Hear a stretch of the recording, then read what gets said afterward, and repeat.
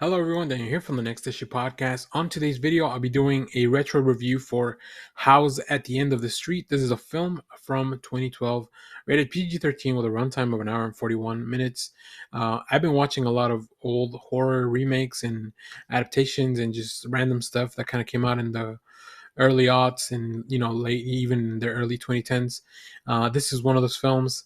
Um, as of the recording of this video, this film has a 12% on the critics on Rotten Tomatoes, 41% on the audience, and yeah, this is not a good one. I was scrolling through the the Max app, and this came up. I saw that Jennifer Lawrence was in the poster. I was like, oh, okay, let's check it out. So let's talk about some of the people behind the film before I get into it. This movie is directed by Mark Tonderai, written by David Loca and Jonathan Masto, and like I mentioned, it stars Jennifer Lawrence as Alyssa, Max Sterrett as Ryan, who is the neighbor, and Elizabeth Shue as Sarah, who's Alyssa's mom. So let me give you a quick synopsis in this one.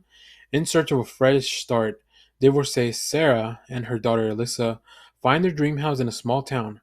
But when starting unexplainable events begin, the pair learn that a chilling secret holds the town in its grip. Years earlier, a girl killed her parents and disappeared, leaving a brother, Ryan, as the sole survivor. Alyssa begins a relationship with Ryan, and the closer they get, the deeper they're pulled into a dangerous mystery. Um, that's kind of it, but there's that sounds a lot better than the movie that I watched. I'll say that. Um, yeah, this is just a thriller that ultimately falls short of its own potential, leaving little to be remembered or cherished. It's a messy storyline. The performances are pretty flat. Um, Not a lot of the characters are likable. Like some of the surrounding characters to the main cast are just not very likable. Like the community that is portrayed here, like they're just unlikable. So it was hard for me to be invested. I think Jennifer Lawrence manages to stand out a few times. You can kind of see some, like, she's very talented, so you can kind of see some of those glimpses of what the film could have been. But despite all that, the movie ultimately fails to deliver a memorable experience. Um, One of the most significant drawbacks of this film is just the storyline, how messy it is. From the initial setup, it presents an intriguing premise, right? We have these people that move into the house. The town suffered a tragedy, and it's kind of all over the place. Like that part's very interesting. The film spends its time really exploring some aspects of the movie that are not very interesting.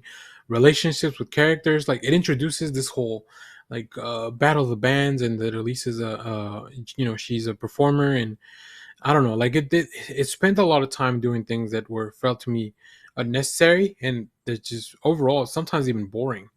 Um, like I said, most of the performances are just kind of flat, leaving a lot of these characters devoid of any complexity at all.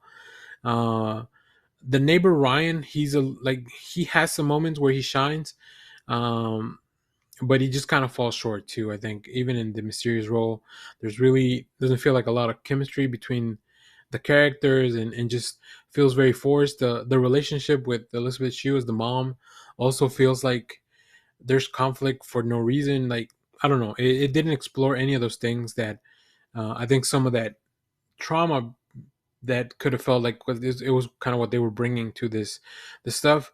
Um, Also, I think from the beginning it sets itself up a little bit as a supernatural occurrence, and then it backpedals out of all that stuff.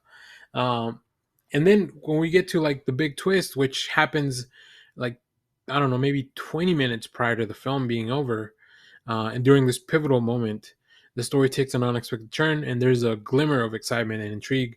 But then it just kind of brushed aside to kind of go back and focus on the other stuff that the film was kind of doing prior to it.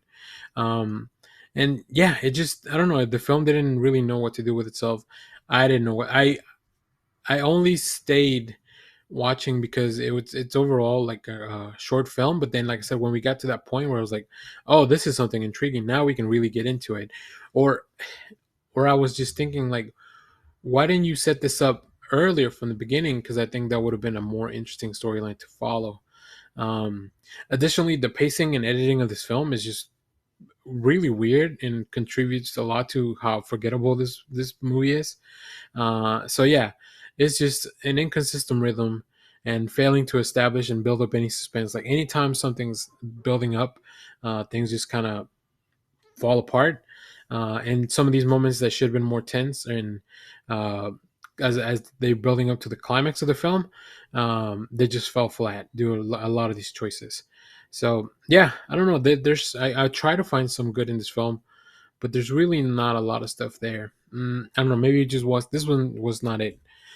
So, but it was interesting to go back and check out one of Jennifer Lawrence's earlier performances, and also Elizabeth. I love Elizabeth Shue. She's great in The Boys. She's great in the Karate Kid, all the way from back there, and then Cobra Kai, which she comes back. So yeah, I mean, it was a fun exploration of things. I think HBO Max or Max has an interesting library of movies. So I'll just kind of keep watching some of those and let you guys know what I think. But overall, I don't recommend this one unless you really, really want to check it out. So let me know what you thought about this film if you've seen it. And as always, thank you for watching, everyone. Remember to share, like, subscribe, hit the bell so you know when we go live. That is most Saturdays, 10 a.m. Central Standard Time. Stay tuned. We have more comic reviews, trailer reactions, TV recaps, all that fun stuff here in the channel. Thanks for watching, everyone. Bye bye.